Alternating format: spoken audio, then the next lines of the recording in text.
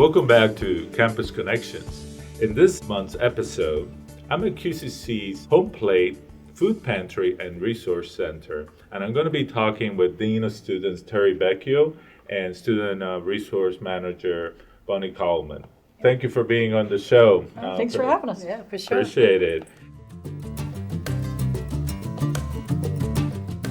Can you tell me a little bit about how did the Food Pantry and Resource Center come to fruition? In 2017, we participated in the Wisconsin Hope Lab survey, which is a national survey. And that survey showed us that QCC was 49% food insecure.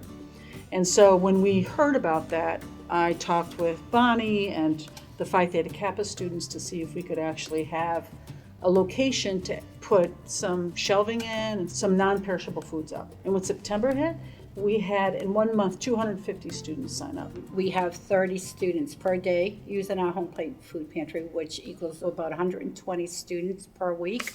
They have about 4 to 5 family members that they're feeding at their home. In total, we're feeding about 480 people in our community. So since 2018, when the food pantry opened, how has it grown? We started in the Phi Theta Kappa office with 2 shelves. With the foundation money, we were able to raise $25,000. With the help of Dr. Pedraja, we were able to move into this downstairs pantry area.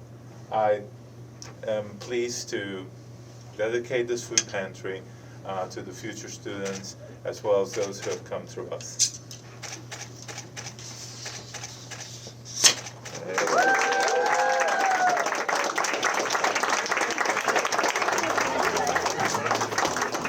Each Wednesday, we go to the Worcester County Food Bank and pick up 1 ton of food.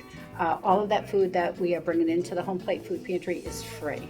I believe there's an app that we use also for the students to pick up. Students are able to pick whatever food they want, just like you would do on Instacart, and we provide food with dignity. It's like people come in as if it's a grocery store, and they pick up their food and they head out. I think that's great because a lot of students feel like they don't have any control, that they're dependent on handouts, and this gives them control back of their lives. We partnered with Goya in about June of 2022. They provide us just about every 2 months with all of these beautiful items from Goya that are behind us. The students absolutely love the Goya products. Every time a student puts in an order for food, it comes into my computer, and I see it's mostly Goya items that are going out. I also wanted to give a shout out to Pat LaFontaine, her mom, and her friend make us hats every year. So we do have a selections of hat and mittens over there to keep our students warm. Every year they drop off all these hat and mittens to us. So in a sense, we talk a lot about QCC being a family, and we're taking care of our family by providing for their needs. Our hospitality and recreation program, which is our cooking program over at the senior center, those students are making us grab and go food.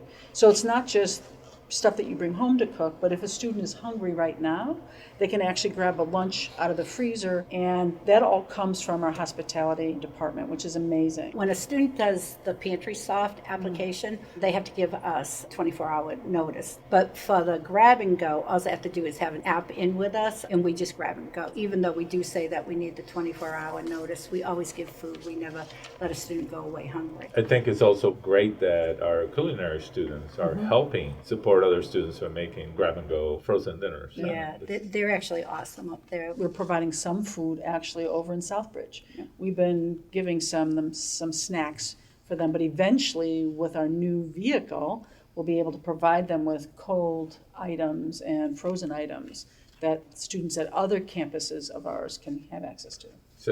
So you're getting ahead of me.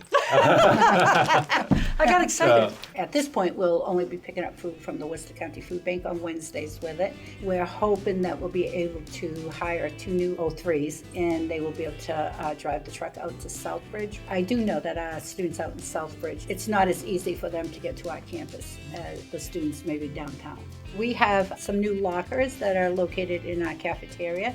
So those lockers are refrigerated lockers. Students that are unable to make it to our Home Plate Food Pantry during our open hours will be able to actually go into the cafeteria. They get a code, they put the code into the lockers, and the door will open for them, and they can grab their stuff. That means they can get fresh produce, milk, cheese, eggs, bread, all of that stuff that we're able to give them. So that money came from the Greater Worcester Community Foundation grant, and it's purchased the lockers as well as the refrigeration truck.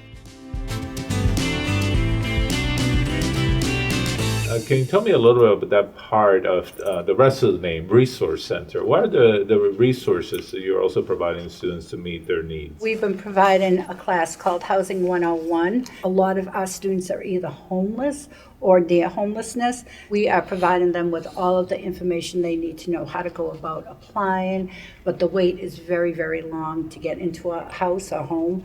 So the students have to start now and filling out the papers. Worcester County Food Bank actually had hired somebody that would come out into our communities and help them actually get SNAP benefits. This not only helps the students, it helps our economy and it helps our farmers. When we were doing this during the pandemic, where students were literally driving around one at a time, we were seeing 40 to 50 cars coming in, and we were putting in tons of food into the back of their car, that those folks, they successfully made it through the pandemic. And I think because we were able to provide them with some food. We got emails from people who literally, and this is the one we always, I think it touched us the most because it was the first email that we got, which said, I've been fasting for 3 days, and without this food I would never been able to go back to classes because I was too hungry, and now I'm able to complete my schoolwork.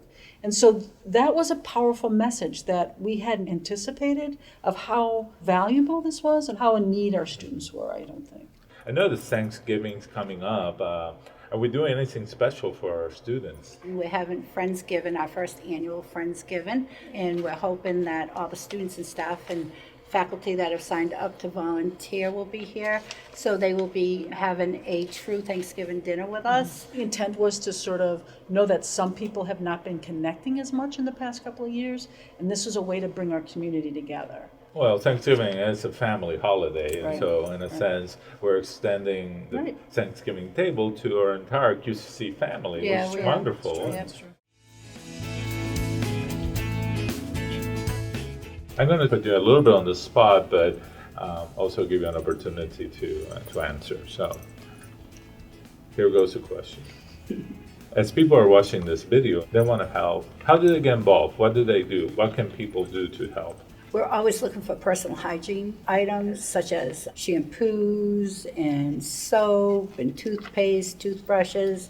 We have a big need for our students with diapers. Diapers are extremely expensive. I would add donations to the foundation that's specifically for the food pantry. And that money then goes back to us, that allows us to buy the stuff that Bonnie's talking about. Bonnie and Terry, thank you so much for being in this episode of Campus Connections. Thank you so much for the work that you do to ensure that our students succeed, that they have what they need to be able to succeed, and to give them a little bit extra, particularly during this time of year. I'm really thankful for the work that you do, the work that our entire QCC community does.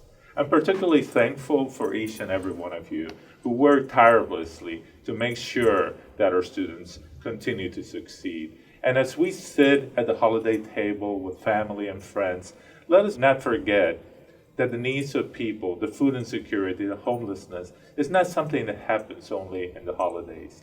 It is something that is year-round. So let us take the spirit of Thanksgiving, the spirit of being thankful for those people around us, the people that help us, the people that support us, the people in our community, and spread it year-round and give to others just as much as they have given to us. We are not in this by ourselves. We're a community, and we help each other. That's what Thanksgiving's about, and that's the spirit of the holidays. Thank you for watching this month's edition of Campus Connections. I hope that you and your family and friends have a wonderful Thanksgiving. Happy holidays.